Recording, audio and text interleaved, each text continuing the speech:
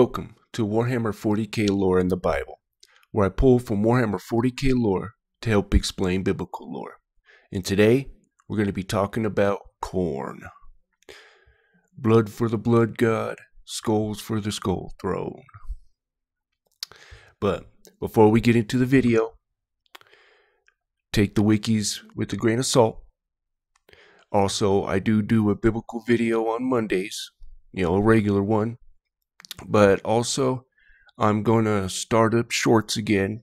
They're kind of like a short narration version of the, Warhammer 40k in the Bible series.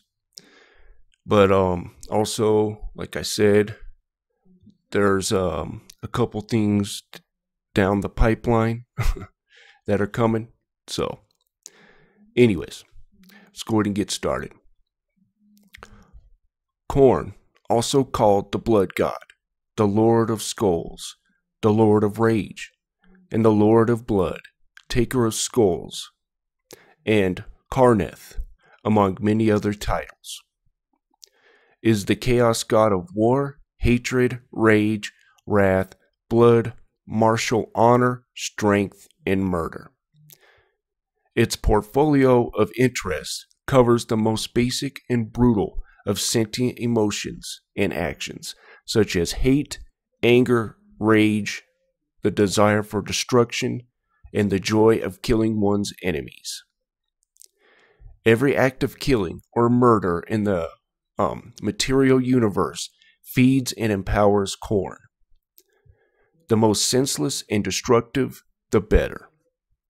However, though Khorne is the god of bloody slaughter, it is also the god of martial pride and honor, of those who set themselves against the most dangerous foes and earn victory against the odds.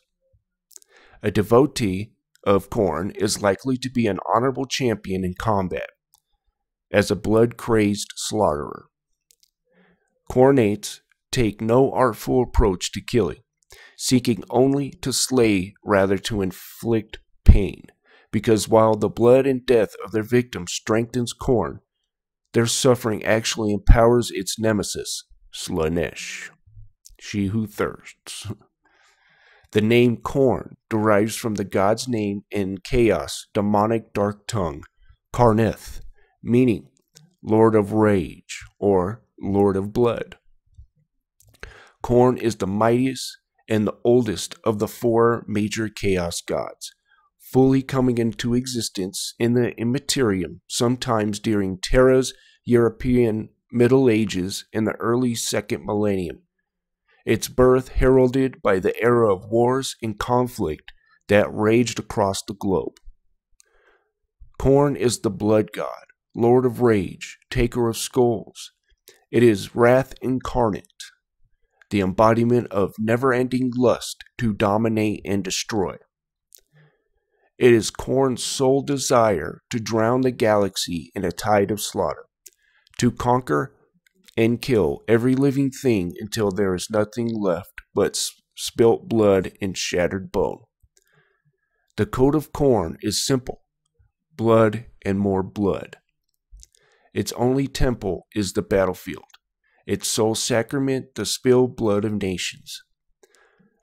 Consciously or not, all warrior cultures pay Khorne homage with their acts of murder and destruction, from the headhunting tribes of backwater feral worlds to the planet-conquering Chaos Space Marine war bands of the World Eater's Traitor Legion. Every single life taken in anger increases the blood god's power. It looks well upon those warriors who slay their friends and allies, for they prove their understanding of a greater truth. Khorne cares not from whence the blood flows, only that it flows. Friends or enemies, all the dead are equal in the eyes of the Lord of Battle. Those Khornate devotees who let a day pass without committing an act of bloody-handed slaughter inevitably incur the blood god's displeasure. Khorne is said to have inherited a martial nobility and honor, and considers the weak and helpless to be unworthy of its wrath. The battle cry of the followers of Khorne reflects the god's desire for wanton violence. Wanton and violence. Sorry. Blech. Blood for the blood god, skulls for the throne skulls for the throne of Khorne. Alternatively, they may cry skulls for the skull throne.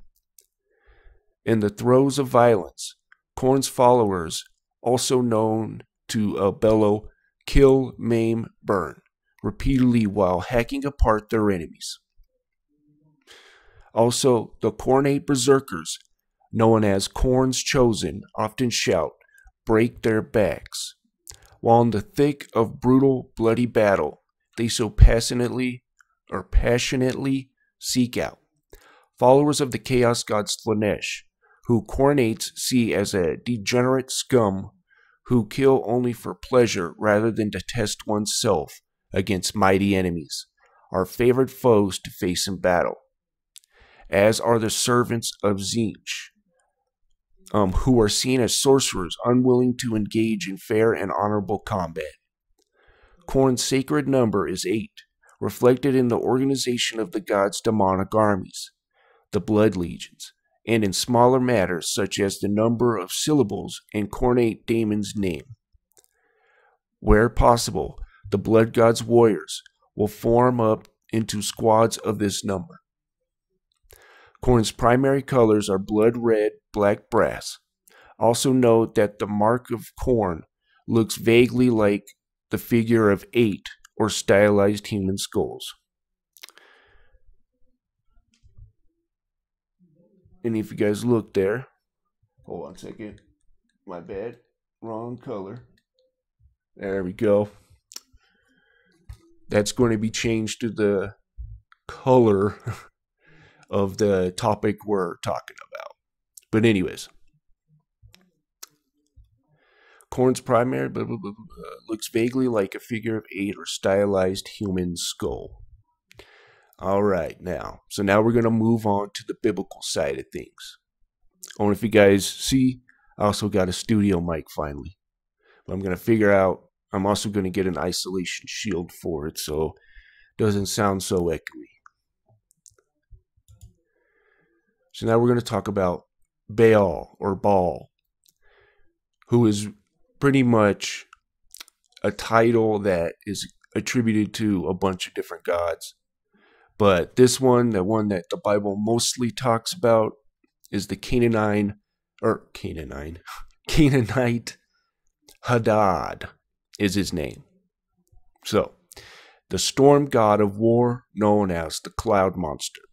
From humble beginnings as the storm god Hadad, he grew to occupy top position in the Canaanite pantheon, taking charge of war and heroic action adventure. His consort is Anath, later Astarte. In the Bible, this is the Screech Owl, or Lilith is the Hebrew term for that, which is a female night demon, right? And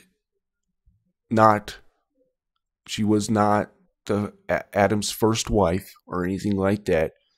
It's in Isaiah. You can look it up, Screech Owl, and put in afterwards Strong's Concordance, and you'll see what I'm talking about. But anyways, the goddess of fertility and sexuality. She's also his sister, but gods don't worry about that kind of thing. So, you guys get the gist. Now, Jeremiah 19:4. Because they have forsaken me, and have estranged this place, and have burned incense in it unto other gods, whom neither they nor their fathers have known, nor the kings of Judah, and have filled this place with blood of innocents. And then we're going to go to the next verse. They have built also the places of Baal, or Baal, however you want to say it, to burn their sons with fire for burnt offerings unto Baal, which I commanded not, nor spake it, neither came it into my mind. So, you have Israel offering up blood sacrifices and putting them in the fire, which they had a furnace, like this metal type of furnace, or stone furnace, not metal. Sometimes it could be metal. I'm sorry. I'm getting mixed up here. No. So it was like brass, usually. And they would have their arms out like this. And they would put the baby on his hands, and while the baby's screaming, they would play the drums louder and louder and louder. That's where the drums and stuff kind of come from. But anyways, sorry, I kind of went away from the mic there. But yeah, so this is kind of where it comes from. So this is the book of Enoch, chapter 7. And all the others together in them took unto them wives, and each chose for himself. And they began to go unto them and defile themselves with them. And they taught them charms and enchantments, and the cutting of roots, drugs, pharmakia, and made them acquainted with plants. And they became pregnant, and they bare great giants, whose height was 3,000 ells, who consumed all the acquisitions of men. And when men could no longer sustain them, the giants turned against them and devoured mankind. And they began to sin against the birds and beasts and reptiles and fish, to devour one another's flesh and drink the blood. Then the earth laid accusation against the lawless ones. So, that's where all this blood stuff comes from, basically. Now I kind of want to get on the biblical side here with this, right? So, Genesis 2:23 talks about here. And Adam said, This is now bone of my bones and flesh of my flesh. She shall be called woman, because she was taken out of man. So, there's something missing there when they were created. Blood. So, after the fall, blood came in, right? That's what did God say? He said, if you partake of this fruit, you shall surely die. Well, the Bible also says life is in the blood, right? So now the blood is what's keeping us alive. So that blood has to come out. But if that blood comes out, we die, right? But so the reason why there was blood required or whatever, because it had to be taken out, right? But you also needed that, I guess you can say, unsinful blood, right? You needed that innocent blood, I guess, per se, to kind of clean out the body, right? Because, Christian, the Bible talks about it being a part of the body, the temple, right? So it kind of needed that regening, per se, right? To get it to where it needed to be. So, interesting stuff. I'm not going to say I know 100% what it's all about, but that's kind of what I get from here. Because blood came into man after the fall, according to the Bible here. Because what do we say today? They are my flesh and blood, right? Except then Adam says, bone of my bone, flesh of my flesh. So, interesting. But, so, I'm going to talk about also the rivers of blood and stuff with Khorne in the Warhammer 40k universe. So, I'm going to bring up this. Ezekiel 31:4. The waters made him great. The deep set him up on high, with her rivers running round about his plants.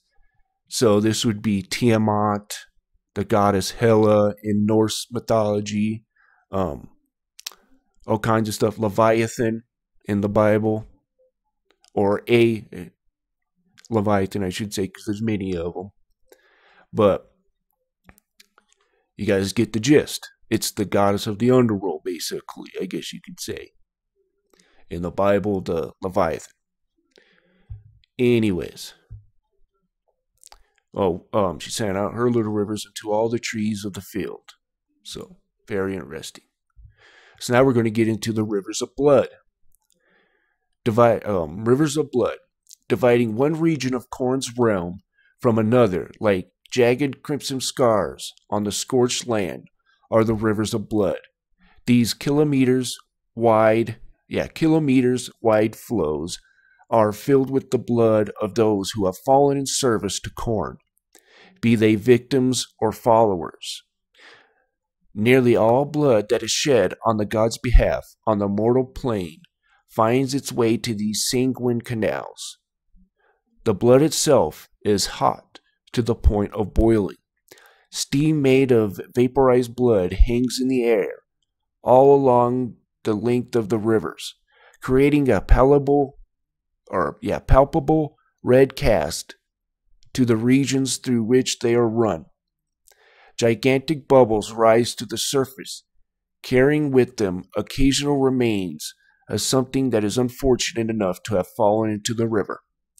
As the bubbles burst, globules of steaming hot blood launch hundreds of feet into the air, coming back to the ground and landing on the shores in splatter patterns that often resemble the spray of an opened artery. So there you guys go. There's Khorne and kind of the biblical version of Khorne, I guess you could say. And a lot of blood, per se, right? But anyways, guys, I thank you for watching, and I'll figure out what to do with my mic. Hopefully it sounds good. Probably a little bit of an echo, but I'll fix that here in the coming weeks or month. I don't want to. I'll try my best, I guess, per se. But anyways, guys, thank you for watching, and you guys have a wonderful day.